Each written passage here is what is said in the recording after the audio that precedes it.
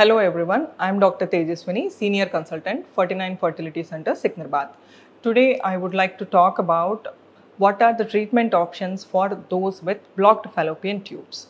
So whenever there are blocked fallopian tubes, we need to check whether the block is on one side or on two sides and what is the site of the block.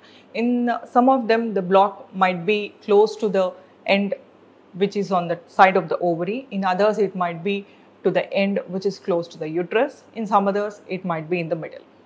So the site of the block also has an important role in planning the treatment option for such couples. So roughly when there are bilateral blocked tubes, that is the tubes are blocked on both the sides, and especially in the part that is closer to the ovary, in the distal part, in such cases IVF will be the treatment option for the couples planning for fertility treatment.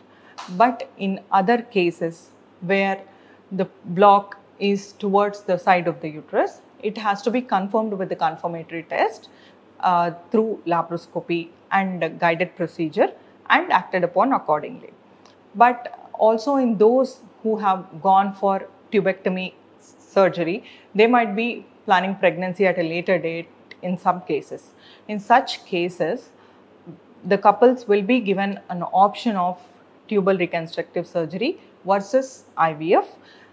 The success of tubal reconstructive surgery depends on the duration, on how long back the tubectomy procedure was performed, and also on the length of the remaining tube. So whether to go for tubal reconstructive surgery or IVF, it depends on a comprehensive fertility evaluation.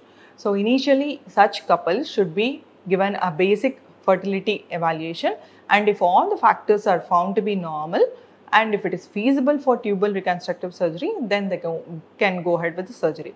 Otherwise, IVF is the treatment option for such couples with blocked fallopian tubes due to multiple causes. Thank you.